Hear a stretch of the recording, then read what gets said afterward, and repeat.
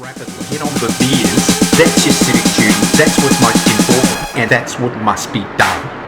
Beers, beers, beers. Get on the beers, beers, beers, and that's what must be done. Hello, guys, and welcome again to another episode of The Three Schooners. My name is Isaac. And my name is David. My name is JJ. And hello. Hi. Hello, everyone, you beautiful souls. You can tell that we're really good at this now. Episode 3, and we don't know when to not talk. Yeah. It's mostly me. It's mainly like, let's do a podcast. It's about talking. We can't even get that bit right. But yeah, third episode. We're on a roll. Trilogy. I know, yeah. And what are you drinking this week, Dave? It's special to me. Oh, yeah. Ladies and gentlemen, I am drinking a lovely beer called Stone & Wood, but check out this bad boy. Ooh. 500 mil. The biggin. I'm very enthusiastic about drinking this. Do you know how I describe that? Dense. That is dense. Full-bodied. That's what this is.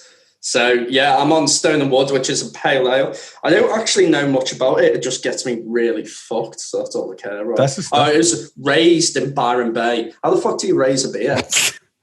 Well, it started off as a little yeast, and then you added some hops, and it grew a bit, went through puberty, fermented. Are either of you two really into how beer's made and stuff like that? So, fun fact about me, my uncle's an absolute master brewer in WA. He's a master what? He's a master brewer. What did you think? A master brewer. Nothing. Nothing. No. Continue. You're shit. Yeah, he's a master brewer. A little pun, not a pun, a little shout out to them. Blackwood Valley Brewing Company. Sponsorship.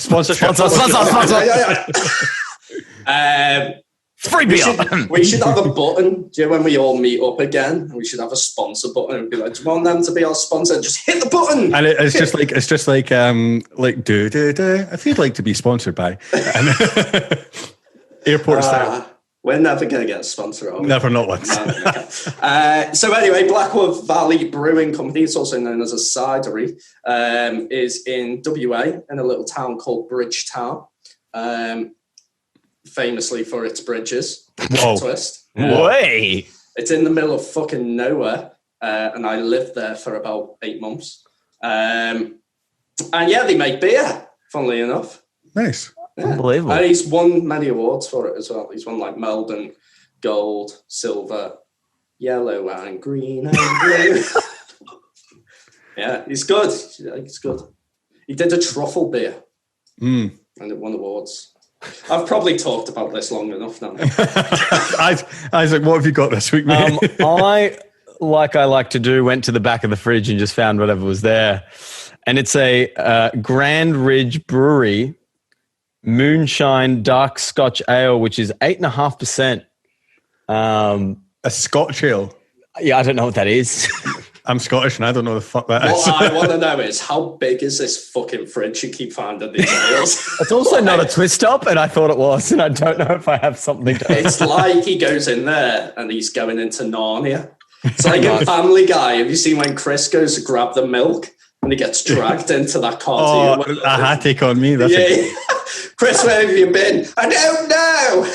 Also, why was, The Weekend Blinding Lights? Why is that Take On Me? Why is it the same song? What? Yeah, no, Blinding Lights by The Weekend.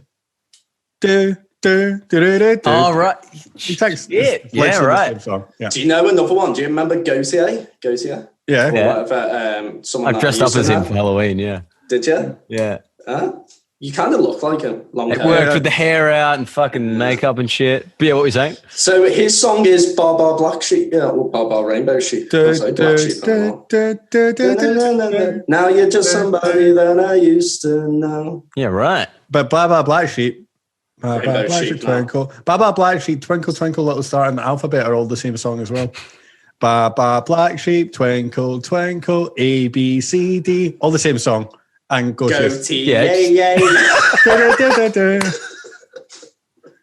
Should we look at your beer? Yeah, what are you drinking, JJ? So unfortunately, I've run out of Desperados. Oh, No! And what I've got today is, of course, a Desperado. I don't run out of Desperados. Come on. This is a running gag. I think if we ever do a podcast and you don't have a Desperado, we have to delete it and never air it because. Yeah. I haven't. Oh, all right, let's cheer. I want this really badly. So Yeah, this is. I'm looking forward to this. cheers, boys. Cheers, boys. Wait. Wee. Cheers, everybody. Oh, that's not great. Remember when? Oh, that's disgusting. There was two very different reactions. It was like, oh yeah, and then oh no. It even says on the front, no added chemicals or preservatives. Like, I wasn't worried about it having chemicals until I tasted it. I was like, whoa, maybe. Fuck, that's horrendous. But that cheers everybody that you've done. That was something that we used to do back when we could be in bars and nightclubs, wasn't it? Do you remember bars? It was. Do you remember Oh, bars? I miss bars. 2020, what a fucking year. We're in September now. We're in September, and we are officially in Melbourne. We're in the world's longest and hardest, some would say deepest, lockdown. We're in the most serious lockdown, the longest one, the most restrictions of anywhere on the planet, apart from a prison, of course. Move to Australia, they said. Land of opportunity, they said. Opportunity to get fat in your own home, and I have nailed that. Absolutely nailed it. Yeah, so we're not going to dwell on it this week because we want to keep ourselves in good spirits, but we're literally making history here, boys. We're in the longest, and like most. This is a weird time. It's a weird time. My mum always said that'd be special. I didn't think it'd be for these reasons. And we did get an announcement this week that we'd be in the same lockdown for another 2 weeks at minimum, and our road out doesn't look like it's going to really do anything until December. At time of recording, this is now September the 8th. Yep. So at this point, I think we're 100 and something days into it. A long time. Yeah. We're in a long way. Anyway, let's get away from that. Let's go and talk about happier times where we used to be in a bar. Now, you did a really funny cheers, everybody, which no one understands unless we tell this story of when we used to be able to go into bars. And just do it one more time. Well, Isaac does it the best, so yeah. Right. Take Cheers, it. everybody. And that why does that happen? Explain that. Well, we've talked about it a few times. There is a little old bar in St Kilda that's linked with the base hostel, and they have something called Boozy Bingo, which has been running now for 8.5 years, and has been kind of replicated all around Australia at other hostels and stuff. And it's just a crazy, loose, fucked up night out. And yeah, Dave used to be the DJ. You've DJ'd it. I have. I've got very drunk there, and and on a school night, and I've went into work the next day when I shouldn't have. It is like the black hole of St Kilda. You go in there and you lose all concept of time, and you come out a completely different person. Usually one that's. I mean, I'm not able to walk at the best of times, but I'm able to walk a lot less after I'm like that. Yeah. It's just, I miss it. Do you guys miss it? Oh, I miss entertainment. I miss DJing so much. And do you know what? We're September now. We've 2021. I'm looking towards you to be the fucking year. Just like the loosest. So, coming from like Liverpool way. All Scousers used to be in like football. I'll do a little sport analogy. Liverpool in the Premier League always doing pretty well, but never enough. And the phrase was, next year will be our year. Well, boys, people listening, you heard it here first on the Three Schooners. 2021 is going to be our fucking year. Absolutely. We're going to get to 11:59 on December 31st, and it's going to tick over and go to 11:16. We're like, no, not this. I do want to find out who you write to and be like, 2020, you want a refund? I want a refund. This is not what I signed up for. I feel like you just discredit your age. Like it doesn't, like my next birthday, I'm meant to be 28. I'm not. I'm just 27 again. 27 and a bit, and we just do it again. Here's the question. How far do you take that? Even when like you're filling out forms, do you just, how old are you? Yeah. Well, I'm 27. 1992, and then in brackets, but we all know 2020 doesn't count. End brackets. On your federal like reports and stuff, Medicare, everything. Yeah. Doesn't count though. It's fine. 2020 is like, it's been a fucking weird, crazy year. I mean, I know I don't mean to state the obvious, but it has. But, no. Really? Yeah. I don't know. Do you remember that year when all the celebrities ever died? When was that? Was that like Amy Winehouse and like... Yeah. No. There was one more recent than that were just like, please. I think it was 2018. I think it was. And like everyone died in it, and it was the worst. And we just like David Bowie and stuff. Yeah. 17 it might have been. And it was like, whatever we do at all costs, for the love of God, save David Attenborough. Well, what's he on now? What's he? I don't know. It doesn't matter. This year doesn't count. So he gets an extra. He just Do you know what? It's maybe best if we don't talk too much about David Attenborough, because we'll like gravitate the negativity towards him. Oh no! Don't want to jinx him. But if we just call him a really good guy, and you know what, assuming my luck, nah. You know what? I'm going to say for his luck, I'm going to say, nah, David, you deserve to die at this point in time, because anything I want doesn't happen anyway. So you're going to last forever. So you'll be fine. Don't you worry, Dave. You're going to be. I'm glad you finished on that one, because when you said, "Oh, David Attenborough can die anyway," like I just saw our audience just plummeting. I mean, we don't have an audience. Reported for terrorism. Just like hate crime. Yeah, Facebook report hate crime. How good is it doing that to someone though?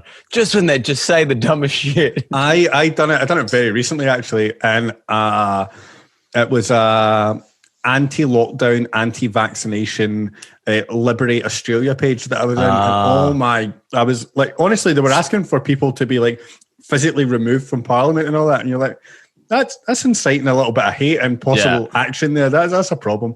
Yeah. I went on it for a couple of days just to see what people are like, and it turns out they're all fucking insane.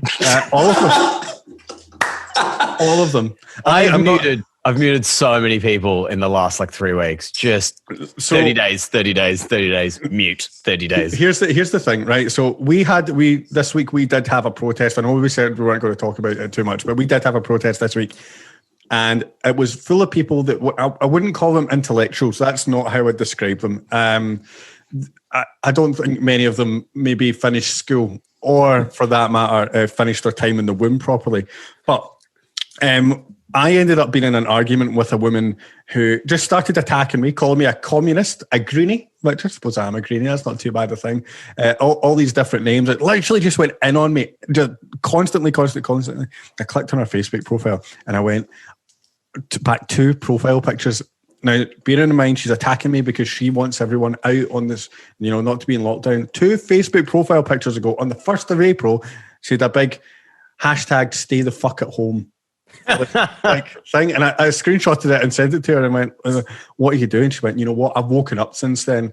And I looked at her profile, and what has actually happened is she's lost her job. She's went a little bit unsavory. And apparently in the space of April and now, she's managed to get a doctorate in virology, and she's now awakened to our, pandemic that we have. They are not the most sane people, and that's the last I'm going to speak of COVID today. Okay, I'm sorry.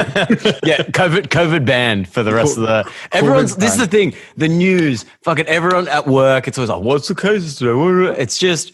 I think we need a bit of a break, a bit of a breath of fresh air. What was your favourite place to work as a host and or DJ? Go. It wasn't my favourite. My favourite was bingo, right? That was by far my favourite. But my most unique and a highlight for me was I hosted a trivia night at the MCG for the Essendon Football Club for a sponsor. No fucking way. Yeah. So it was all the players, and then each of them have a personal sponsor. So it's usually some rich prick or like their kids or some shit. I don't know. And everyone sat at the table next to their sponsee or sponsor, whatever. And yeah, I just performed in front of all these people. They got fed like unbelievable food. You had the view of the MCG ground behind you. And it was just, it was one of the most amazing, unique experiences. I just kind of stumbled into it when I used to work for a trivia company called Funky Bunch. Did you used to work for Funky Bunch? Yeah, I was a Funky Bunch host. Oh, nice. Yeah, so I did bass first and would do the quizzes there. And then Will Gregg, who's the inventor of Boozy Bingo, was also one of the managers of Funky Bunch. He was like, come on, you're going to start doing a pub for me. I was like, okay. And then I did some functions and stuff. So I did a few uni gigs and a few other random ones. But Essendon Football Club was definitely the highlight. And I really wish I had business cards so I could just like dish them out to all these rich people and maybe get like an MC gig. But yeah, it was just crazy. It was so unique. You are very good at hosting, Isaac. I must admit, you're very good at it. And whenever we're out, if we were in Red Eye or whatever, and you were hosting, you've got an energy about you. You're very naturally talented when it comes to that. Oh, thank you. Until he's had too many drinks. Then I'm so sloppy, eh? I never used to be, though. I used to be confident even when I was pretty pissed. Nowadays, though, I'm like, the number's 37. That's 37 numbers. You literally... and just start telling stories. Yeah. Like stories for 3 minutes long. Whilst there's like 200 people in front of me, like, what? Are we going to play bingo or what? Yeah, I remember that, like DJing that bingo, which is so much fucking fun. And like at the beginning of bingo, you're real bang to the point, funny, snappy. You've dialed it in. You're on form. By round 4, I just want it to fucking end. I just want it to, Isaac, stop hosting. Just go get drunk. Well, actually, don't get drunk because you already are. But you go have fun. One of the things I was always so impressed about with both of you when you've done it is that when there's certain, because you can see what the next kind of number is, can't you, Isaac? Yes. Yeah. We've got a little bold track and then we pick the next number up. Yeah. So you can tell what that is. And you've got hand signals that you do to Dave and I'm sitting there watching you guys do these hand signals, and hand signals mean certain songs it has to get played with the number. Yeah. And you guys are just on form when it comes to it. And I was sitting there mostly because I was out my absolute mind on Jaeger bombs. And I'm just not understanding any of it. And Dave's trying to teach me, and I'm like, Dave, I'm too drunk. I'm too drunk. This is the thing, because there was a point where I was going to move away, and I wanted you to be my replacement. So I'm trying to teach you how to do it. But the thing is, I'd invite JJ behind the DJ booth, and then I'd get him absolutely steam trained.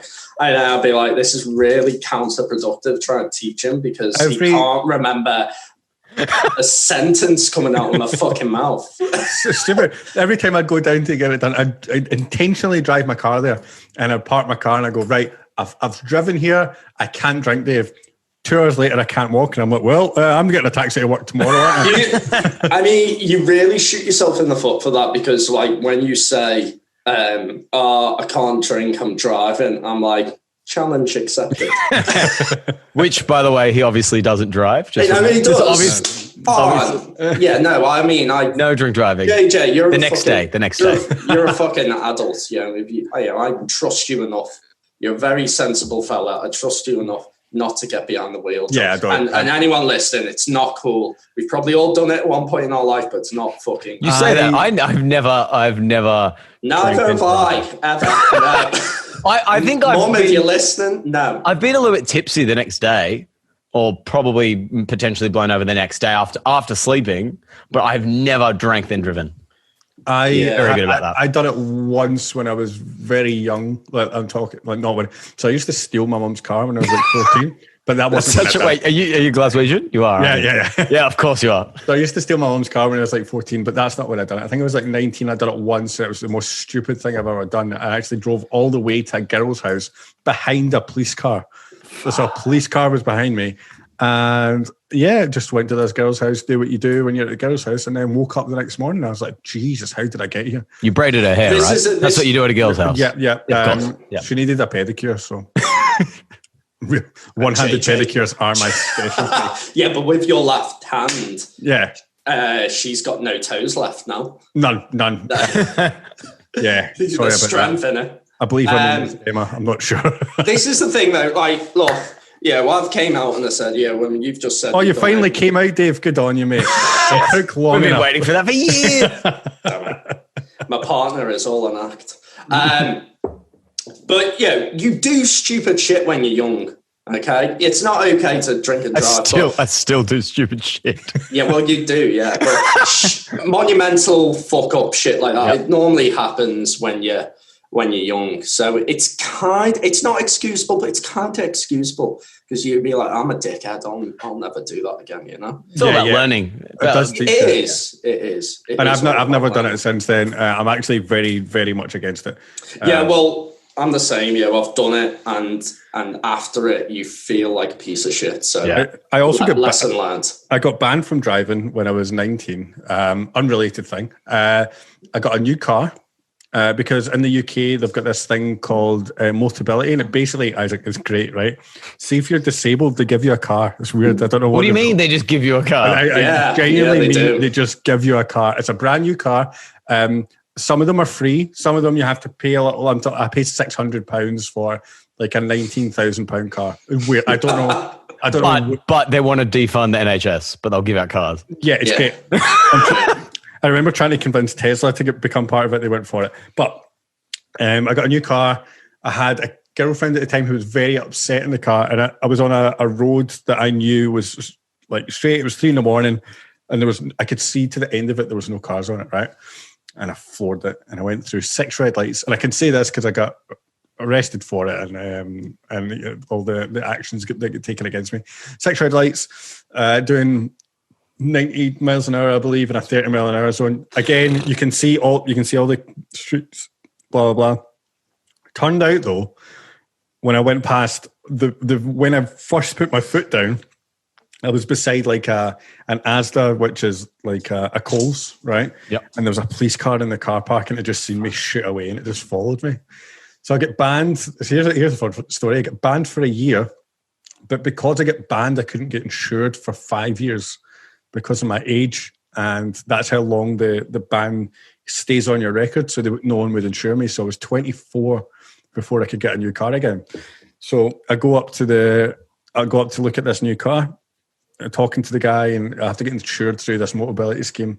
And he says to me, you said you've been banned. You need to phone up. It's the DVLA, Drivers Vehicle License Association, or something like that it's called.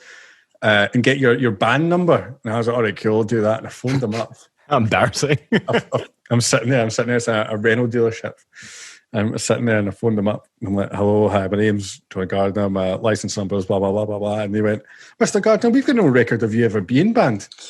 No. And I went, are you taking the piss? And they went, no record on your personal record whatsoever here. You, as far as we're concerned, you've never been banned. I went, okay, goodbye then.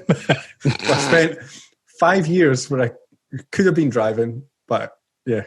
So they never processed it? Never processed it. Do you reckon, oh my God, do you reckon he just said that to you to shit you up and you took it literally?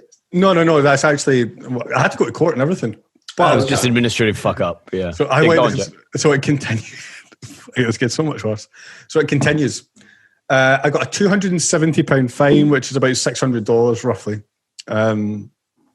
And I completely forgot about it because my head was just like, I've been banned from driving and I forgot to pay the fine. It's not the world's biggest fine. It's easily payable, right?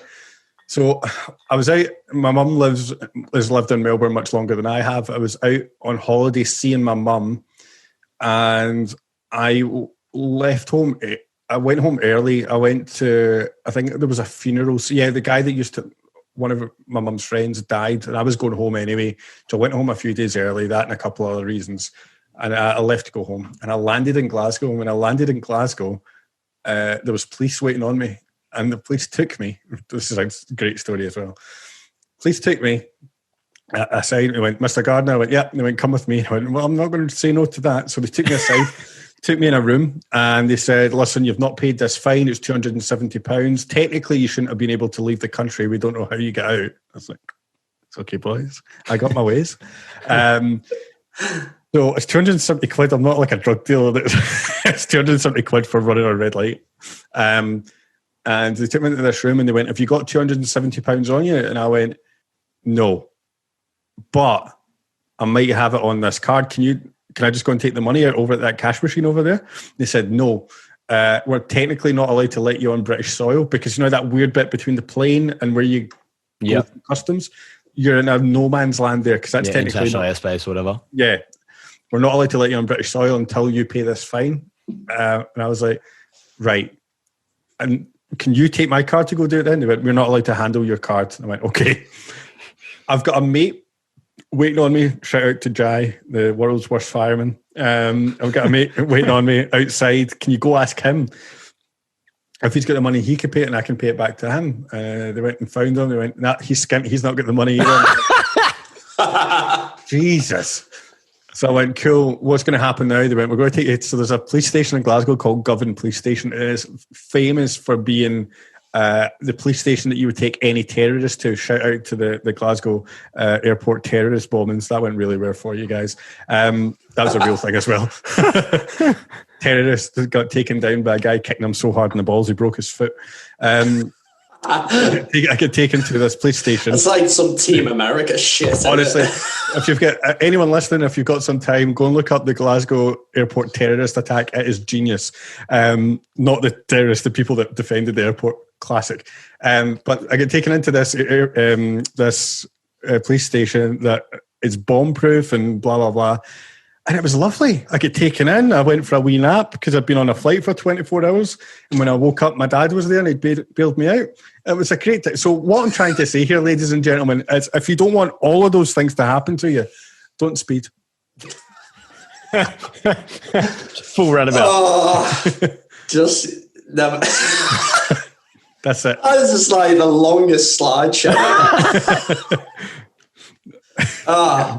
Fucking A. That's a decent story, though. That's pretty Does it, wait, do you have a criminal record then? Or is it all... no, it gets wiped after 5 years or something. Yeah, okay, nice. Yeah, you're not a criminal. Well, I do have to declare it every time I come into Australia, which means that any time I fly in with someone, I have to separate from them and go into this little interrogation room every single time. Really? Every time, yeah. And I sit there... I remember coming to Australia and it's just like, coming from England... Over in England, we show Australian Border Force loads. I've been on that for taking in a loaf of bread. Were you actually? You on the show? Swear to God, yeah. Was it aired? I've never seen it. I got recorded for it at the airport. And yeah, it was my mum asked me to bring in a loaf of Mother's Pride bread. Oh, okay. And they were like, what's this? And I went, it's bread. And they went, all right then. It's not any bread. It's Mother's Pride. And then it turns out it was an ad the whole time. By the way, this podcast is sponsored by Mother's Pride bread. Worth traveling across the world for.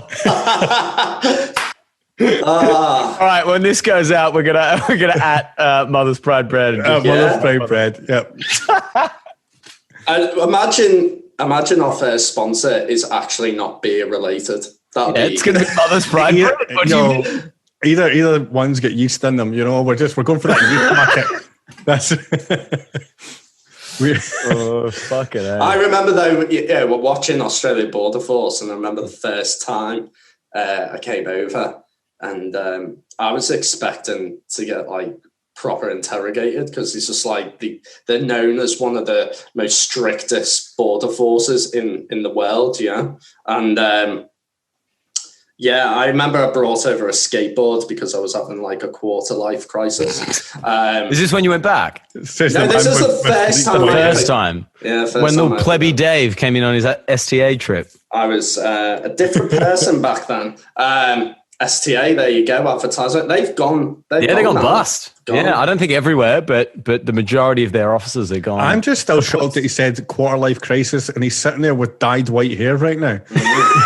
It's still going. I am a never-ending story, me, baby. So yeah, I've got a skateboard. Never skateboarded in my life. By the way, I came to Australia when I was 29, so I'm an adult. And I was like so paranoid about their border force security. They ask you all these questions and like, have you got any food from another country or shit like that? And there's something about soil. I can't really remember this, but it's like, have you been somewhere where... Yeah, have you stepped in soil or open airs or all that kind of stuff? Yeah, so my thought process was like, well, I have my skateboard. I was practicing on my driveway in my house because I didn't want to practice on the street back home because I didn't want anyone to see a 29-year-old Dave back home practicing on the skateboard. I thought there's soil on my driveway. So maybe soil got onto the wheels, the trucks. So yes, I've got soil on my skateboard. Did they take the skateboard off you? No. Oh. I just got on through, no problems, no questions. There was me expected to be interrogated, just let on through. I was like, that was really fucking shit and anticlimactic. So when I came back from New Zealand, they did the full 9 yards with me, asked me if I'd done soil, all that kind of stuff, and then made me take off my boots and then open up my bag and take out any shoes from the bag, even though I said no. I was like, well, I haven't done any of those things. And they scanned all of them and swabbed them. And I was like, what the fuck is going on? It's such a good thing, though. Soil, bro. Yeah, but no, they did all that. But coronavirus still got to our country. Fuck you. Fuck you, border security. We put a ban on mentioning it. We Sorry. spoke about this. Sorry. Right, Dave, we're now going to take a detour and go back to the entertainment industry. Dave, right. I'm a DJ. Yes, you are a Was DJ. a DJ. Can you explain when you started DJing? I kind of touched on this in the last podcast, but I started DJing I keep saying 8 years ago, but I'm actually aging. Shock. So no, this year doesn't count. This year doesn't count. Okay, so it was 8 years ago. And I can't open my beer. I don't have a lighter. have you not been drinking this whole time? No, my first one I opened with this one, and now I can't use this one to open this one. Oh, that's sad. It is sad. But keep going. Sorry, Dave. Okay, no, it's all right. First time you DJ'd 8 years ago. Yeah. I got my beer. So I just... That's a good sound. I had a friend called Tom Clark. Shout out to Tom Clark, if you ever listen. But he taught me how to DJ. He taught me on vinyls. That's how I started DJing. And I quickly got off vinyls because they're hard as shit.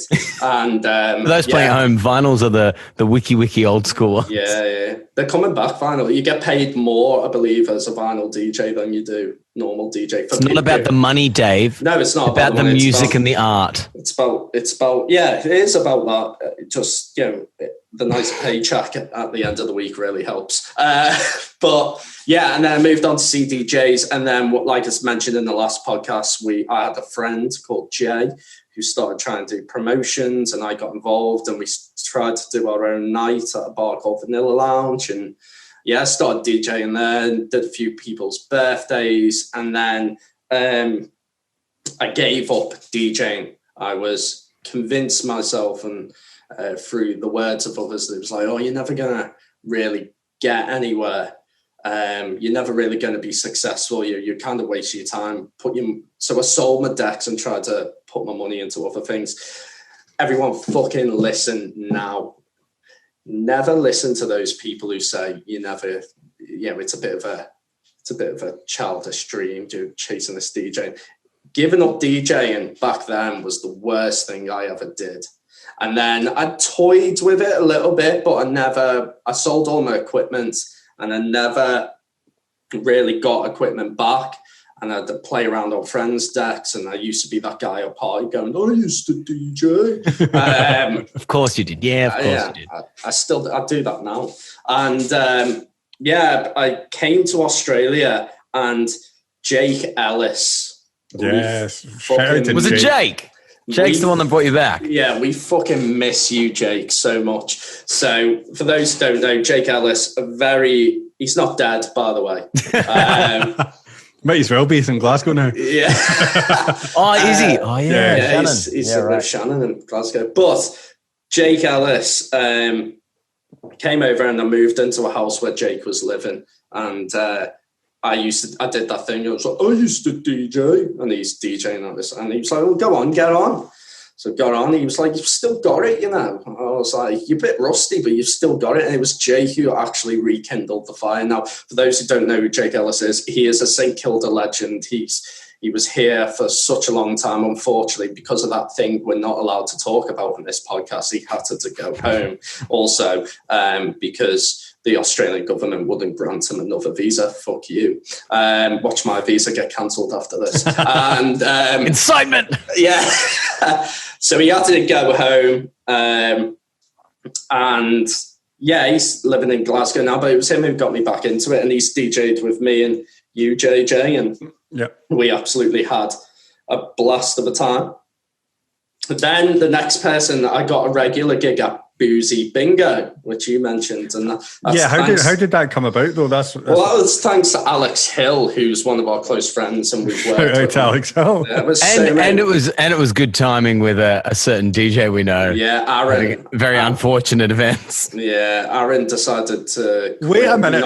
You can't just lead with a story like that and just say unfortunate event. Right. Well, I don't know the full story. So Aaron used to be more of a club DJ, but these days was more of a gig in 21st and all that kind of stuff. And he basically had his car broken into and all of his gear stolen. So his laptop, all of his sticks, his equipment, everything. So his backups as well. I met this guy. He came in one night, Dave, didn't he, when we were DJing? Yeah, he did. Guy with black He's hair. a great guy. Yeah. I met him. But yeah, so I didn't know it was that extent. Fuck, that's horrible. I was like, imagine recreating your whole portfolio. Mate, if someone stole my USB backups. Now, I mean, well, yeah, I've got backups, but if someone stole it, it's still devastating.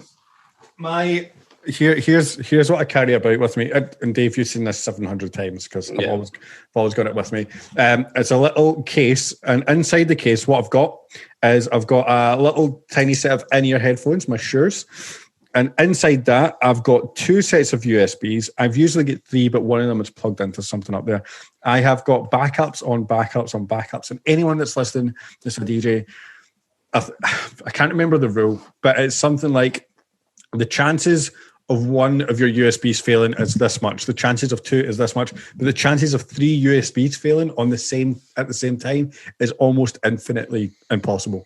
Always have a third. Always. Yeah. So elaborating on that. So when I DJ'd 8 years ago, it was CDs. Mm-hmm. I had the CDJ 1000, so there was no USB. So I had a folder book, and I'd burn one song to a CD. Oh, surely not, Dave. Yeah, I did. Because in my stupid, unexperienced mind, I thought that was a good idea. It wasn't. It was really not cost effective. It cost me man. And I didn't really have a mentor or anything. And I didn't really watch. I didn't really watch YouTube videos. I don't think YouTube was that big. It wouldn't have been as in-depth. Yeah, it wasn't that big. So it was just me figuring out and turn down this knob and turn that up and what does that do? And echo effect, never heard of it. What does that do? And then you can set how many beats you want to do it to. It confused the fuck out of me, man. Anyway, so I picked it up again in Australia, and it was literally like a duck to water. And then I had some good DJs like Jake and Aaron, and they kind of gave me a fast track to get me back to where I was. And it took off from there after that. And this Australia is the land of opportunity in St Kilda.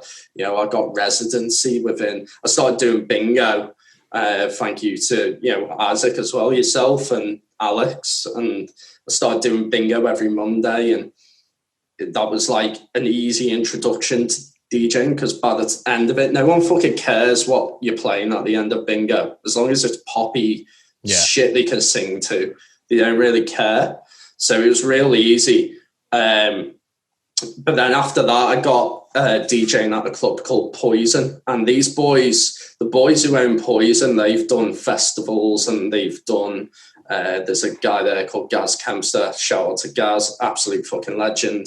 But he's been in a band, or he still is in a band, and he's heavily involved with a nightclub called Porn & Co, which is a fucking incredible club in Melbourne. Now that is PAWN. Yeah. Not PORN. Not sexual porn, as in porn. Unfortunately. Well, the thing about porn and co is you go in there and you can. It's effectively a nightclub that is a porn shop, so you can buy anything in the club, except for the bartenders and whatnot. And you do want to buy them. Wait, for real? I've never been in, so I didn't. Yeah, Mate, they got it's guitars so under the good. cabinets. They got Yeah. paintings on all the walls. It's incredible. It is pretty club. crazy. Yeah. So Gaz is involved with them, and yeah, I kind of went off on a tangent, but I was DJing at Poison, and all these, it attracts these cool DJs. Heath Renata, who's a Melbourne legend. He's I've DJed next to Heath Renata, and I was like, fuck, his day from 8 years ago, I couldn't even I was burning one song to a CD. Now I'm DJing next to Heath Renata and all that, and man, I love fucking St Kilda. I love Melbourne. I've met some real famous DJs like Colour Castle and Matt Miner, our friend from Mashd'n'Kutcher, and they are absolute cool blokes. And I won't lie, I do get a bit starstruck. I'm next to these famous DJs doing what I love, and they're just killing it. And I'm like, you're so good. And there's loads of other DJs that we work with that aren't signed, and they're still like Lavelle and all that. They're all incredible DJs. And I got residency at Poison, which was, sorry, I'll finish off now, but I've got residency at Poison, and it was, I remember the night where they were like, you can have a regular slot here, and I was like, to Elise, I was like, this is the most incredible fucking thing ever, because these boys can. And it's a big stepping stone. Yeah, it was a massive stepping stone, and I was like, I don't feel like I'm worthy of this. And people, I had to get into it, and people were like, no, you are, because you're playing good music, you do it well, you play what people want to hear, you mix well and all that. And it took me a while to come to terms with that. And I go to JJ all the time, am I a good DJ? And he's like, yeah, you are, mate, you just don't believe it at times. And it is hard to believe. You never think you're as good as some people tell you. And I got residency at Poison, and from there I've done some real fucking great gigs. Yeah. What would you say is your best gig or your highlight? Do you know what? I did a uni ball not too long ago. I know that sounds mad, but there was like 600 to 700 people at the uni ball. Now, that sounds nothing. If DJs listen to this, they've probably done more. But like St Kilda Festival at Red Eye, there was easy like 1,000 people coming through that night or whatever, or at one time or whatever. Visually, though, when I was in front of all these people, that was pretty cool. It was a real... But the reason I like that wasn't because of the numbers. It was because it was I forget what the bar's called. It looks out over Albert Lake. So those listening, Albert Lake is a lake in the middle of the fucking F1 course in Australia. And with amazing views of the city, palm tree, it's just incredible. Sunset, good. Sunrise, So I'm DJing, and the sun's setting over this lake in this big, massive glass wall window, which is huge. We're talking like the glass wall is warehouse level high. You can see the city. And I remember just looking, everyone's like dancing away, throwing their hands up in the air and all that. And I'm like, fuck, I'm DJing in Australia. My friends back home will never know, no matter how well I explain it to them, they'll never understand what this feels like or what that moment was like. It was great. It's great. And real fucking excited for things to return, because Melbourne is such a great city. It really is. For the opportunities I've had, I'm so grateful for them. Whew. And it's a lot of people like yourself, Dave. Like, you gave me like 2 residencies going from, So sorry, mate, but that is another thing. What I'm talking about, opportunities. I've gone from a DJ like doing bingo to getting residency to running my own fucking night with Ashley Nichols, a good friend of ours, and we want to get Ash on in the future. I was running a night which it became one of the top nights on a Friday night in St Kilda. Absolutely. It's a rooftop bar called Next Level. And yeah, I got you on, JJ. And so I've gone from this literally no one to running a night to getting ridiculous amount of people going through at next level. Yeah. Great. And it was such a good night. I really missed Next Level, and shout out to everyone at Hotel Barclays, Sarah and Kerry and all that.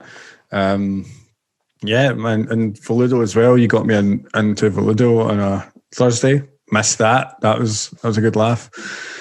Melbourne's a very good place, and what I like most about it with things like this is that people aren't horrible to each other. In Glasgow, the atmosphere around DJs was horrendous, and it was just people, insulting each other. Go, oh, he only plays here, or he doesn't. It's the same in Liverpool, man. It's really bad. So clicky. In Melbourne, everyone's been great. Everyone's like, yeah, man, like Dave, JJ, yeah, get them on. Like, bring them in. They can play this night, and everyone's really nice and lovely to you. And everyone wants to see you do well. Yeah, and that's what I like about it. I'd say it's Australians, man, as well. They're so easy going at time, especially in the nightlife scene. So easy, brother. They're all about it's almost hippie-ish, all about love and supporting each other and just having a fucking good time. We're in England. Welcome. Yeah, fucking welcome. It's the simplest things, such as posting an event up, going, I'm going to be playing at this, and all their mates comment under it, going, yeah, mate, I'm going to be there, blah blah blah, and they actually do go, and everyone comments under it. And it seems like in the UK that's just not a thing. Someone posts. No, it's not. There's so many times I'll be like to my friends, yeah, and this is not shaming them. They're really, I understand. You might not want to spend your Friday night coming to see me. Oh, you're terrible to come see. Yeah. Fuck you. All I wanted was your love and affection. You didn't even give me that. But no, it's not the same. It's not the same. People won't go out of the way to see in the UK. There's some that will. I think it's a lot easier though in Australia. You've got the nice weather and you've got the party vibe in Melbourne and all that. It's not like on England or Glasgow or whatever, Scotland, going out on a rainy Friday night. You're also in a traveller bubble, right? So as an Australian, I see it as a little bit different. I obviously live in the travel bubble, even in Australia, but St Kilda is a shit ton of backpackers. Most they may work, but their work is kind of flexible. It's not a career a lot of the time. It is for most people just a thing that they do whilst they're in Australia, right? I'm getting another beer, sorry. I'm loving this. This is nice. So over here, if it's a Thursday night, a Friday night, or whatever night, if someone's playing, they're like, fuck yeah, I'll support it because it's an excuse to drink. Whereas as an Australian, if I had a friend that was DJing and they were playing on a Wednesday or a Thursday night and I had a normal person job, I'm not going to go to probably see them. Yeah. Because I have a life, right? I have work or a carear or anything else that I have to worry about. We're all lucky have those in that things as well. I've also got I've got a real people job, as I'd describe it, and I'd still go the night. What's that? But you're not the majority, right? Dave's hosting a third birthday party. I'll be there. Yeah. Do you know what? And Australia's taught me this. It's just it's cliche, but life is too fucking short. Yeah. Fuck your job. Luckily, I mean, you need it. Don't fuck it off. You need it. But fuck it. You spend 8 hours a day there, mate. Yeah. I mean, but luckily, Dave, this whole year hasn't counted, so you get an extra one back. So that's good. Absolutely. Yeah. That's been really nice. I'm just JJ. We haven't talked to you. I feel like we have to ask, what's your highlighted gig? In anything, hosting, DJing, whatever. Right. Okay. I'm gonna do two. Right. Yeah. Done. Sorry. So I mentioned this. I think I mentioned this last week that I used to break into underground tunnels and have parties and stuff. Right. But so I don't know if I've ever explained this to you, Isaac. 1 year when it was the wedding of William and Kate, the royal wedding. Yes. Kate, absolutely stunning. Yes. Yeah. I thought you meant you had friends called William and Kate. I can't remember what year it was, but I know it was April 19th. And that was the date. And what I done was I put up a Facebook post to say I'm going to have a party in a park in Glasgow because David Cameron, who was our Prime Minister at the time, said that you could have a party and that no one could stop you. Literally on TV. And I went, You've made a mistake, is what you've done. Sorry, I know this story. This is a great fucking story. And so, you know what? I'm going to annoy myself here. And when I'm finished, and halfway through this story, I will put in the video of what happened, okay? So I'll do that. Dave, you just note what time this is that I've said that. Yeah, for sure, bro. So, yeah, I set up a Facebook event, and I went, if 200 people go, I'll say that I'll get a sound system, and we'll go and have a party in the park.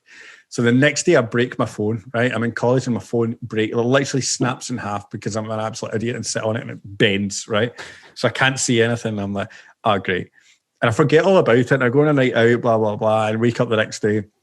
And I'm like, I'll just log on my laptop and see what's going on. And like 1,000 people are attending it. And I'm like, oh no. This is back in the day when on Facebook, if someone says they're attending something, it means they're attending. Yeah, there was either attending or not attending. There was no bullshit interested thing. Yeah, and that was it. 1,000 people. I was like, oh Jesus! So I sourced a sound system. Anyway, I'm out on another night out that because I used to go on a night out every night of the week, regardless. And I bump into that. There's a guy dressed as a 6'5" teddy bear. Right, a guy dressed in the street just because it's Freshers Week over there, which is your O week or whatever it's called. And this guy dressed as a 6'5" teddy bear, and I just want to give you a cuddle, man. So I give this guy a cuddle, and he takes off the head of the bear, and I've never met the guy before. His name's Robbie. He turns out to be one of my best friends for years. Still very, very good friends with him. Shout out to Robbie Seath. And he goes, do you want to come? Like I end up getting a couple of drinks with him, and we end up going out the next day. By this point, it's like 3,000 people attended. And he went, do you want me to help you organise it? I know a lot of people in clubs. And this is before I knew anyone in clubs. So I was like, yeah, cool. So I ended up getting this group of guys who had a major Function 1 sound system, which is a very lovely sound system, costs a lot of money. Anyway, gets to the 2 days before it, and newspapers are phoning me going, you've got 6,000 people saying they're attending on Facebook. Like, what are you going to do? And it's like, I'm going to have a party in a park, mate. That's it. Unbeknownst to me at this point, so you know when people send you a message on Facebook and they're not friends with you, it goes into that little special folder and no one really knows that it's there because you always forget about it. So it turns out Glasgow City Council have been messaging me and they're like, can you not do this? It's like quite illegal. But I'm oblivious to this at this point. Anyway, day comes round and I go to the park and there was chains round the gates so we couldn't get in. But they must have ran out of padlocks because they weren't padlocked. They were just wrapped around it, and we just went and pulled them off. Pulled them straight off. Just went, imagine that. You walk over, you see the chain, and you're like, oh no, I'm ruined. I just went, whoop, and we pulled them off. And with a van, and we got in there with a van. Turned out this other group of guys had went, yeah, we're just going to come along and do, you face one way and play music, we'll face the other way. So we were back to back, 2 different sets of tunes getting blasted out. 6,500 people turn up. We've got Holy there. shit. I've got the chief of police. This is at the point now where I'll show you the video. Ta-da!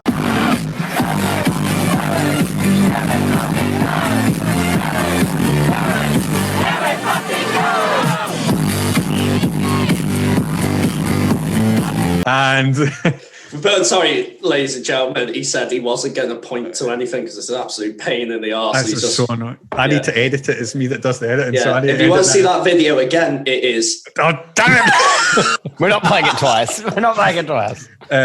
So yeah, I had to. Yeah, 6,500 people. Chief of police comes up to me and he says, and there's some stories I've told today. Chief of police comes up to me and he goes, listen, there's nothing we can do to stop this now. Do me a favor, turn the music off at 5 o'clock. So this is like 11 o'clock in the morning. I'm like, yeah, man, that's cool. I'm fine with that. We're saying throughout the day, we're finishing at 5, but we've got after parties at these clubs, blah, blah, blah. And man, it was great. So 5 o'clock comes around and goes, right, we're turning off the music now.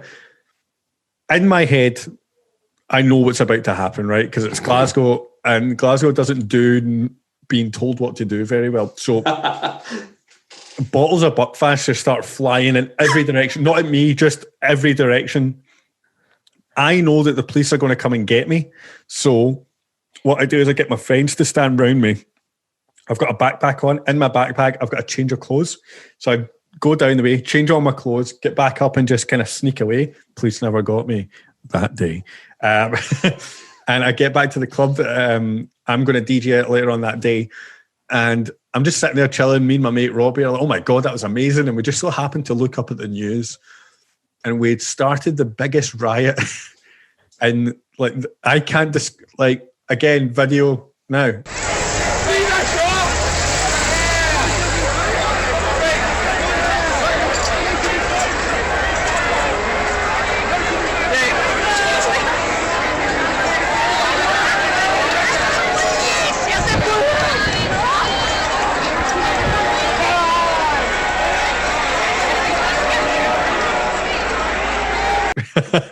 And the riot was just huge. And there's rumors that a horse has been stabbed. In the videos, you can see like police cars like being spray painted. There's police charging people. It was nuts. I had to run away. I ran away to a place called Ayr. My dad phoned me. I was living with my dad at the time. And he phones me and he goes, JJ, I've got the chief of police here in the house. And I said, I thought that might be the case. He just asked that you kindly go and visit him when you're back. And I was like, all right, fine. So I phoned him, like, listen, I'm going to come in and see you guys, blah, blah, blah. Robbie got asked to do the same. I remember it so clearly. I went in and there was these two guys sitting there and they're about to... Wait. What was going through your head at this point? Oh, I'm just like, they're going to arrest me. I'm going to get put in a cell. Weird how many times this has came up during today. Yeah. They're going to arrest me. Ladies and gentlemen, shady dealings over here. JJ has actually changed his ways. He's not a criminal now. Not anymore. But yeah, I got taken into the police station, sat down with these two guys, and there's still a little tape machine that they use to record you. And I'm sitting there, and they went, just before we start recording it, and they gave me a little clap, and they went, that was really well done. Well done. And I went, oh, cheers, guys. They just asked me questions of how I organised it and things like that. And there was like I wouldn't say it was a law that was put in place, but there's a weird rule that get put in place after it that if you try and host a gathering of over this many people, you'll get, the police will come visit you. And there's a guy that tried to do it literally 2 weeks after me, and he messaged me, went, I'm going to do it too. And I went, don't. The police will be at your door in literally 3 minutes. Like, it's not hard to find you. And right enough, that's what happened. So that was one of my favourite things. I really enjoyed that. I actually told that story when I was on Who Wants to Be a Millionaire. Didn't tell them about... You were on Who Wants to Be a Millionaire? Right. What is going on? Is that true? Because I remember like seeing a picture of you on Facebook, and it was like you in the hot chair, and I'm like, because you do funny shit on Facebook. Yeah, no, so no, I was like, oh, it's probably him just dicking around. No, I was actually on Who Wants. So I came to Australia. I was living it with my mum at the time. It was like 3 a.m. in her house because I didn't have a job at the time. I was just sitting watching Who Wants to Be a Millionaire. And at the end, they were like, if you want to take part in Who Wants to Be a Millionaire, simply contact this email address. And I was like, I'm good at answering questions. I can do that. So how much do you win? We'll get to that, Dave. Come on. So yeah, another story. So they go, do you want to come in for, it's like, they do you essentially do a massive trivia night with like 200 people. And they go, we're just going to ask you questions. You just write down the answers. Because they want people that aren't like stupid, but they don't want people that will answer the questions correctly. Yeah.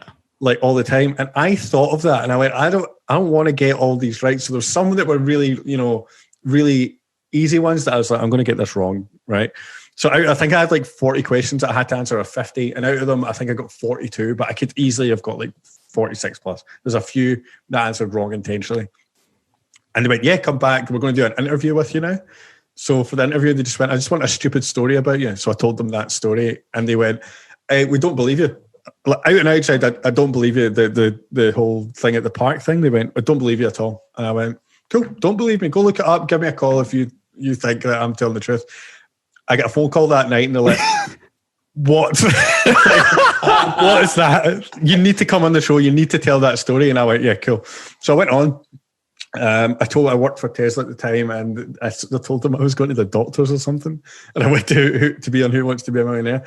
And it's really cool. They film like 5 episodes in a day. If you ever want to go, when everything's back to normal, you live in Melbourne or whatever, go and be in the audience. They hand out money in the audience just for being there. They just give you like $100 notes. It's great. And you get food and it's fantastic. Great day out, boys. We should all do it and just get smashed. Absolutely. I'm down. Well, I'd like That'd be superb. I'd like to do our, as we get better, and hopefully we get a bigger audience because we've got none at the minute. Look at Dave, always thinking about success. Yeah. Same with DJing. It's about the art. It's about it's the ambition, boys. I'd like to do a podcast on the road. Audience, if you're listening and you want us to do a podcast on the road, send in your suggestions too. And here is our tag.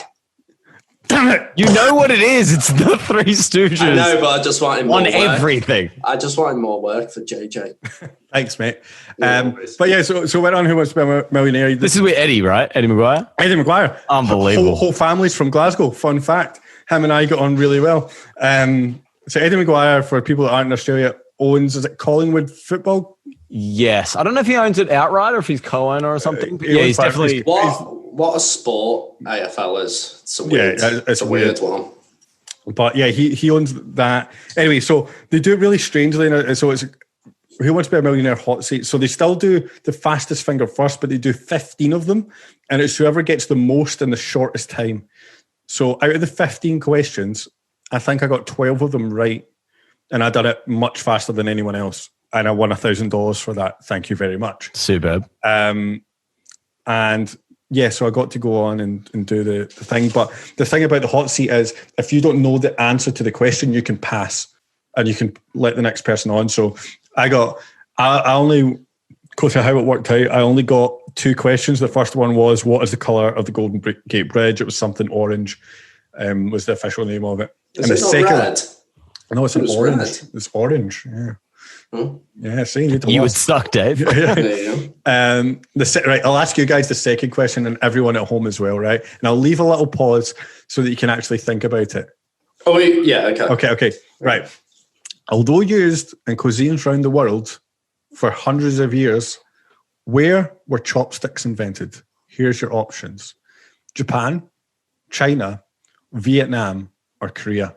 I don't believe those were the actual options, but can we edit this and have the countdown music in now? No, well, I'm not doing that. Dun, dun, dun, dun, dun, dun, dun. Is that not The Price is Right? Fuck knows. I don't know. It is Korea. Korea, right? What are you saying, Dave? What are the options again? Japan. You should have paid attention. I don't. Japan, China, Vietnam, or Korea? Where were chopsticks? Remember, you've got 15 seconds to answer this. You fucked up. Oh, really? Korea. Okay, cool. No. It was probably Japan. It was probably for the hair. Different. I'll go Vietnam.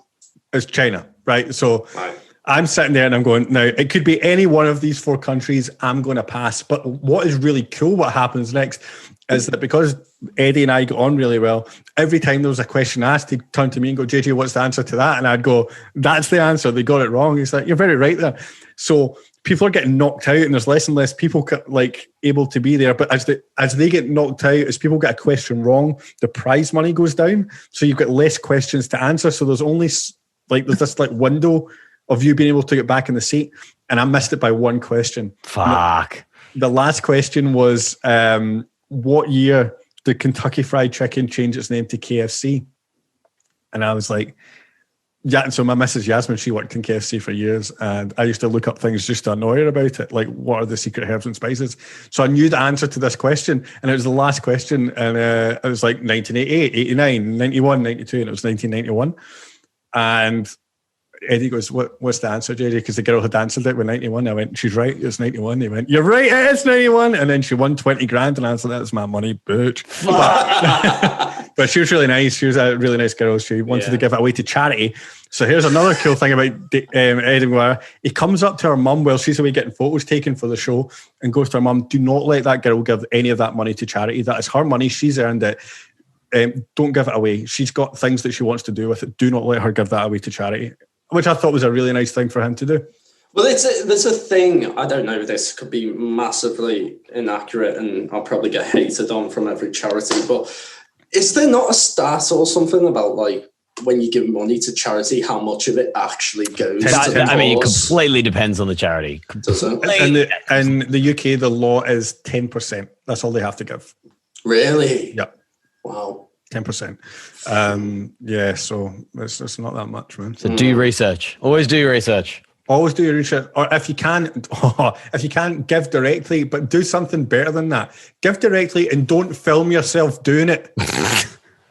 Yeah, You say that, and then in 12 months' time, we're going to have a special where we do a charity special, and we film ourselves give it a charity. Why don't we just volunteer somewhere? There you go. Why don't we do because of the thing that we can't name. Yeah, not now. Oh, okay. We're all looking to the future here. Talking about the future, we're running very long in this podcast today. I like it. My second favourite gig, I know that we're going to a circle here, was a place called Love Machine at New Year this year. There was no one in it when I started DJing. I looked down, played like 4 songs. There was like 3,000 people there. It was great. Love Machine in Melbourne. Yeah, it was really good. You didn't get shot though, did you? Didn't get shot, luckily. Yeah, nice. Not that time. I did get. I'll tell that story another day. I had to have a gun pulled out in Australia. I'll get to that story one day. So should we go on to our news things of the week? Absolutely. Before we do that, can I quickly say something that I wanted to say at the start? Yes. That I forgot. So there was a poll. Well, not a poll. There was a fact-checking thing done today with Joe Biden and Donald Trump and their Twitter accounts. Now, Joe Biden has got 9 million, at the time of recording, 9,046,744 followers. What percent of that do you think are fake followers, bot accounts that aren't real people? If you'd have said... Yeah, Joe Biden. If you'd have said 43%, Dave, you'd have been correct. I reckon it's 43%. Dave, you should be on Millionaire Hot Seat. That is 3.8 million fake followers, almost 3.9. That's fucked. Donald Trump has got 54,788,369 followers at the time of recording. That is ridiculous. What percentage of them do you think are fake followers? 49%. 49%, Dave, what are you saying? 43. 61%, which equates to 33,420,905 fake followers. Do you reckon he'll do it? Yeah, I think what, September? Yeah. There was something I heard. November. Fuck. He definitely will. There was something I heard, and he was like, I'm massively paraphrasing it, but it was like, my face should be on Mount Rushmore. Yeah, he applied. No, it shouldn't. No.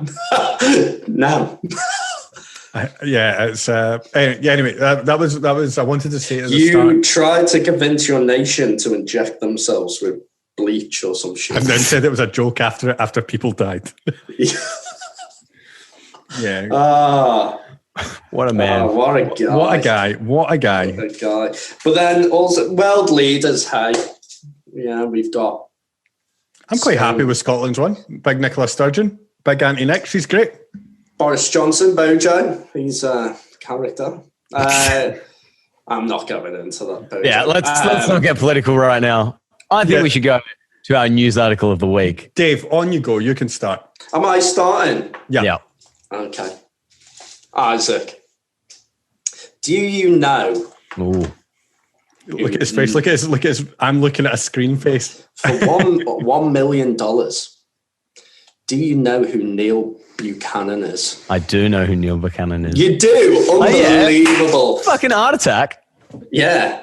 Dun, dun, dun, dun, dun, dun, dun. Is that the theme tune? I don't remember the music. I just remember not being able to do any of the things. I feel like that was burnt into my brain when you came home from school and your mum just buys you sugar or chocolate or whatever and she sits you in front of the TV and be like, shut up for the next hour. You had a weird childhood. Yeah, I did.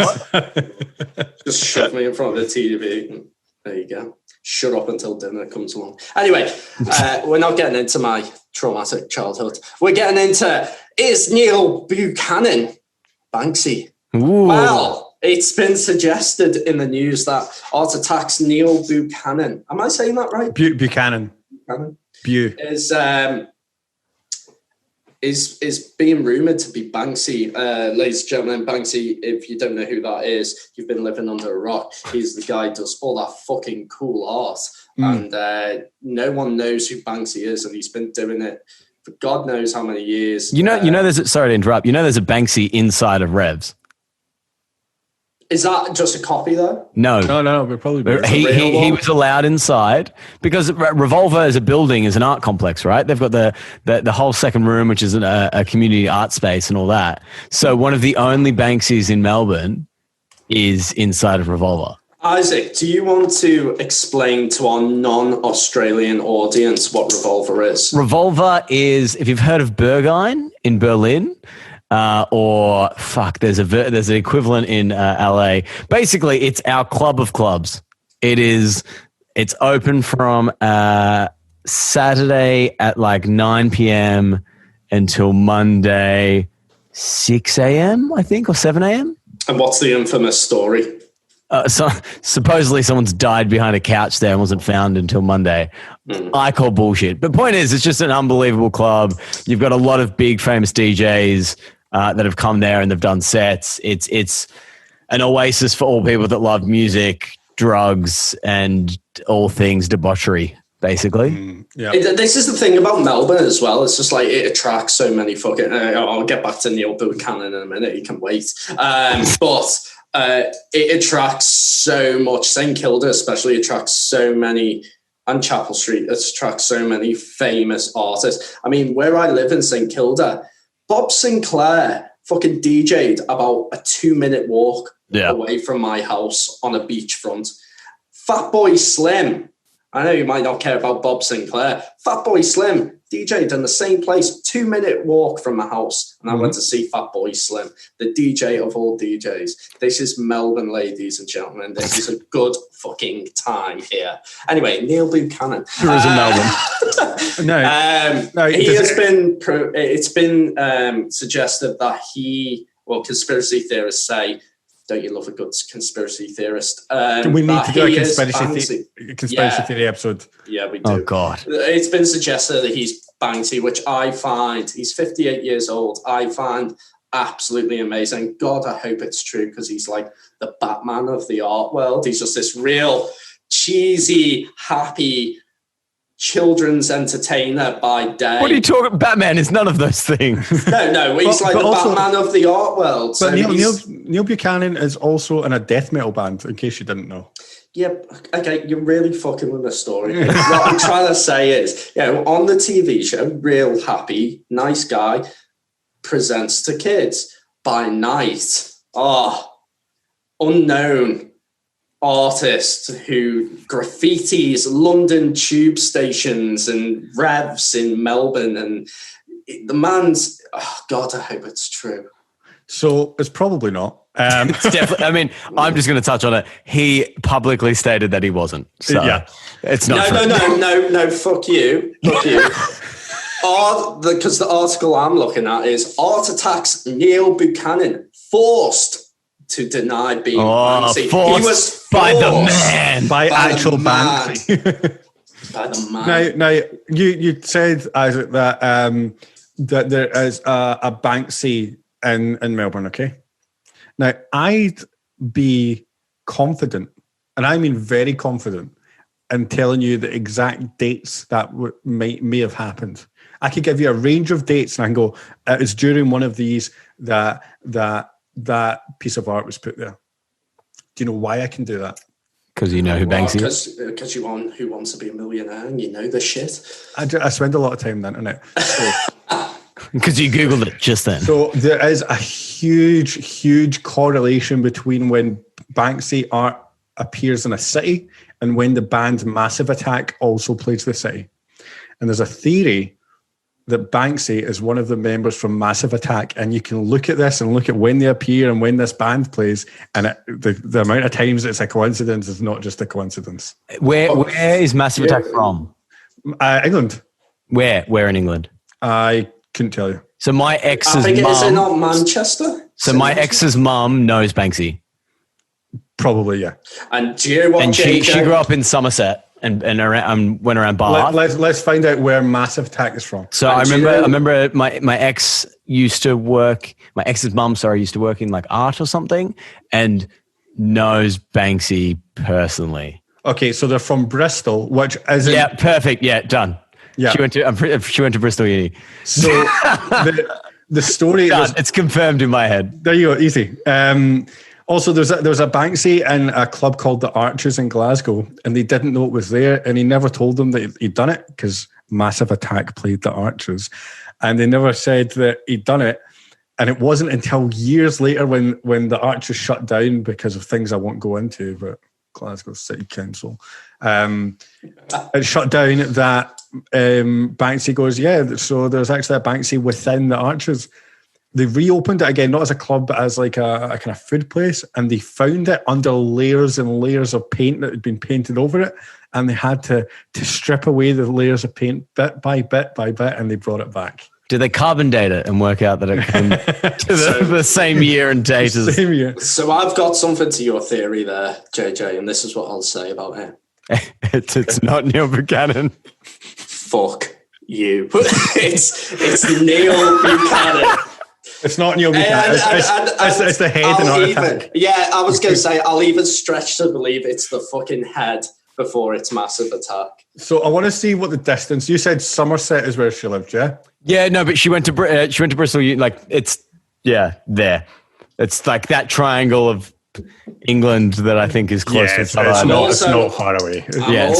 I'm also going to go back to Neil Buchanan because he is from Aintree, which is part of Liverpool. So I've got a horse in the race here. So not from the same area. Yeah, for those listening, I'm actually from Wirral. So I'm a plastic scouser. A plastic scouser? Aren't all scousers plastic for girls? Yes. I mean, don't say that, Elisa's. Anyways, JJ! JJ, what is your news story of the week? Now, Art Attack might take you back to the days of when you were a kid. And mine also takes you back to the days that when you were a kid. Now, boys, do you know the name Tony Hawk? Absolutely. What a guy. The man, the myth, the legend. Yeah. Legend of the 900. Yeah. Famous, of course, for being a BMX. Pilot. That's Dave Hoffman. Remember Dave Hoffman? Matt Hoffman, was it not? Matt Hoffman. Was it? Matt Damon? Matt Damon. He was in a rock band, Matt Damon, or a punk band. I just really want to fuck up. It was Matt Hoffman. It definitely was. It was Matt Hoffman. So Tony Hawk. Tony Hawk. Do you remember sitting as a kid and playing Tony Hawk on the PlayStation? And for just hours. Let me tell you something. I was better on that skateboard than the real skateboard. Fair play. Yeah, so I remember playing that for hours, trying to get a high score, blah, blah, blah, putting all the cheats in, and then, you're not able to fall. Well, Tony Hawk this week brought out Tony Hawk Pro Skater 1 and 2 for PlayStation. And honestly, man, I've just been... I've been playing it for ages. I can't remember where the bells are in the school level, so I can't wall ride them anymore. But I've been having a great time, and I love seeing things like this come back. As I wish I see this level of excited I am. There's only one other game that could beat that. One game, GoldenEye, N64. That's all. Which I want. one? GoldenEye. Yeah. Well, I never played it. I've got it now. I've recently got an emulator sorted, and I started playing it the other day when I was pissed. It's terrible. It's a horrible game to play now. Do you know what game from my childhood? Zelda Ocarina of Time. Oh, that's one of the best games of all time. I've never played it, but it is historically one of the best games. It's just so good, man. I can't remember what a game. Oh, Need for Speed, man. Need for Speed was Underground. Yeah, it was so good. Need for Speed Underground 1 and 2. That was the stuff, and I wish they would bring. I remember they brought out a game, Need for Speed the Sprint, and I completed it in less than 4 hours. I was like, it really was a sprint. There was nothing to this game. But yeah, that's back. Tony Hawk's back. Yasmin has. I don't think she'd ever played it before. She's been trying to get high scores. She doesn't really understand how it works yet, but she likes the colours, so that's good. Yeah, the music though, the tunes are where it's at. I remember Black Betty. Wow, Black Betty. Spider-Bait. Oh. Yeah. Wait, so fun fact about that song, he's not the usual singer. He's the drummer. Usually they have a female singer who's got a real high-pitched, angelic voice, and he just came on for this one track that he wrote or something. And then that kind of changed the direction of their band. Surely Spider-Bait didn't write Black Betty. Well, no, they didn't. But he didn't. It was Ram Jam back in fucking God knows when. I remember my memory with Tony Hawk was there was a guy called Chris. What What was your fucking surname, Chris? Chris, if you're listening, and when I tell the story, you'll know. He's your mate. I thought you meant in the game there's a guy named Chris. No, you'll know you're Chris. Rodney Mellon. What's his fucking name? Anyway, Chris, his family owned a pub called the Ring of Bells in West Kirby. And I remember my family went to the pub, and Chris lived upstairs. Not like he was Harry Potter or anything locked away. It's just his family lived there. And I remember messaging him on my BT cell phone that my dad gave me, which was this big. For those listening, it was large. it was bigger than my 500ml bottle of Stonewood. But I remember messaging him saying, "Hi, Chris, can I go upstairs and play Tony Hawk's with you?" And it was, and he said no.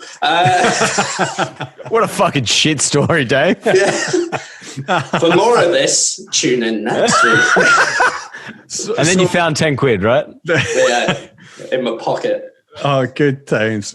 So for those of you, obviously we record these before they go out, but we're currently sitting at the 8th. I thought we recorded them after they went out. No, after they went. No, that's not how we do it. Okay. It's the 8th of September, which means that our first episode is coming out next week. We're all very excited about that. Very excited. Which happens to be the 15th of September, which also happens to be my birthday. Now, we have got one more story to tell here, but before we do that, just so people are still listening, we've caught them in the grasp because they still want to hear story number 3, but we're giving them details at the moment that they have to listen to in order to get to story number 3. Okay, so we're going to be putting that out. Recording one on the 15th of September, but also our first episode is going out then too. If you are listening at this point in time, because we are catching you between these stories now, I'm going to say, lads, this is a great way of doing this. I think we should continue. Yeah, absolutely. Marketing. Please go and follow us at the Three Schooners on Instagram, on Twitter, on Facebook, and on YouTube. I will have the logo down or up there. The logos will be there. Somewhere. I've done it again. I told myself not to do it, and I've done it again. Fuck you. You're the one that's going to have to go through the podcast and put the time. It's also going to be on Spotify and iTunes and all of the audio things. We're going large, baby. So we're going to be on iTunes. We're going to be on Spotify, Joe Rogan style, because we're that cool. We're going to be on everything. If you could do us a favor, please put a 5-star review on Spotify, on iTunes. We've decided we're going to do a competition. So we'll probably tell people that when episode 1 comes out, that for the first few weeks, people that put in a 5-star review, we're going to pick one of you at random, and it doesn't matter what country you're in. We will buy you 2 cinema tickets, popcorn, some drinks, and we'll send you to the cinema. That's what we'll do. Yeah. If restrictions allow it in that period that we're not allowed to talk about. In your country of residence or city, or we'll get you tickets. We'll get you a good night out no matter what. Yeah, you let us know what you want to go see. We'll get it sorted for you, okay? So just leave us a 5-star review. We will pick someone at random. And we'll send you to the cinema. Now, Isaac, on to you. So happy story to end today, because we're sick of talking about the thing that we can't talk about, just like Voldemort and all the other stuff. This is just pure positivity kind of, well, it's not, because it's about global warming. But hey, JJ, Dave, do you believe in climate change? Yes. Yes. Dave, there was too much of a delay then. That makes me think that you're I do. theorist. I do. LA actually had the hottest day on record, it was 125 degrees Fahrenheit, which is 49 degrees Celsius. Whoa. Fucking hot. Whoa. Right? That's hot. That's real hot. That's half of boiling water, right? So because it was so hot, the Los Angeles Zoo fed all of their mammals, or mainly the chimpanzees, ice lollies or icy poles or frozen lollies or whatever you call them. It's frozen fruits, basically. So they dished out a bunch of frozen fruits, and that was how they cooled them down, because it's fucking hot there. So they were just sipping on these frozen berries, frozen apples, all that kind of stuff. And all the inhabitants and all the guests got to see them munching down on some frozen fruits for a bit of a change. Cute, bro. Yeah. How shit must it be being a fucking gorilla? You got all that hair on you. You're in those sort of heats. Oh, That's grim. I have the same thought when I look at dogs and shut up, JJ. Neil Buchanan. just give us a bit of chest, JJ. That's a bit. I've got a bit too much. I'd say I'm part gorilla. I've got more hair on me than I care to mention. Plus, Jesus. I have to use a special razor for the bit between my chest and where my beard wants to start, so that it looks like they don't join up, but they do. Fun fact: I shave. Do a proper shave before every podcast. I hope my audience. It's a big difference. It's a big difference. At least helps them. Rate my beard. Tune in next week and give me your ratings. I bet that's a website. It's definitely a website. On that, I think Dave needs to make us all rate my beard profiles. Yeah. And in the show notes will be our rate my beard profiles. At the beginning, I wanted to talk about Jay Lennon. Do you remember Jay Lennon? Oh, no. No. We're not talking about it. We'll save that for another one. No, we'll save it for another time. We'll have one episode purely on Jay Lennon. Jay Lennon. I don't know who that is. You'll find out. No, you'll find out. What was that program? This Is Your Life. We should do This Is Your Life on Jay Lennon. Yeah. I keep thinking you're saying Jay Leno. Like, we should do it. This Is Your Life on all of us. One per. It's very egotistical. It's almost like we. I'd be really good to do it. I'd really be good to do it on people's birthdays, for example. No, we're just gonna get real boozy on your birthday. So well, that is another one. A bit of promotion for the next one. So the next podcast is our favourite friend here, JJ. There you go. It's his birthday. Didn't you just mention this, JJ? Yeah. But I'm just Dave, you're really gonna follow the program here. I'm the podcast idiot. Let's get on it. But we're gonna get super boozy, yeah. Yeah. Get super boozy. I used to have a podcast before this one many years ago called Shall We Begin with my friend Corey. And the main problem was with it that I did get too drunk during every episode. And Corey would sit there because he'd have to drive to my house to record it. So he wouldn't drink. And I would be, bluttered would be the word. I'd be so drunk. And he'd just sit there and get annoyed at me. And I'd just tell him to fuck off the whole time. So it might happen again. So I reckon we do it. We're gonna. I'll happily be the commander of the ship for timing. I want to, before we even start recording, I think we should drink at least 3 beers each before we begin. I'd say more. Yeah, I'd say shots. I'd say $5. Yeah. Shall we go live for the next one? And then Jesus. Do we go live for that? Yeah, why not? And then whenever they tell us to do a shot, we do it. That's a terrible idea. We'll do that when we're seasoned, when we know how to podcast. When we know how to podcast, then we can do that. Yeah. Shall we do... Dave, when's your birthday? Mine's not far away, bro. It's done. For your birthday, we might be a bit more... We'll go live for my birthday. Maybe. Well, no, I'm doing a clinical trial, so I need to be real careful around that. But... we will play a game. All right, so guys, we'll have and those listen, we'll have a game figured out by the next one. Be like making a lot of promises. Maybe like Uno, do like fuck you, pick up 4, do a shot or something. I think we should just drink a bunch and then talk about it. I'm over. Don't overcomplicating it now. Yeah, let's get boozy the next one. That'll be cool. I'd also like to say a big thanks to Mashd'n'Kutcher, who have let us use their song "Get on the Beers" for our theme tune, which you've heard at the start. So thanks very much, guys, for that. At the bottom of every one of the podcast notes and the YouTube videos, there is a link to go and listen to that song and or buy it. So so big thank you. And thank you very much. I think, is that us? I think that's us. I think we should call it. Yeah, man. Neil Buchanan is Banksy. Definitely not. Fuck. Anyway. But yeah, anyways, follow us on everything. You got your Instagram, you got your Facebooks, the Twitters, the Spotifys, all that. The number 3 Schooners, spelled SCHOONERS. Bam. No bam at the end. No bam. No bam. No bam at the end. Okay, well, I guess it's a bye from me. And it's a bye from me. Are we doing this again? Fuck, yes. We need to stop doing this. All right, boys and girls, thanks for listening. Catch us next week on Tuesday. See ya. Bye.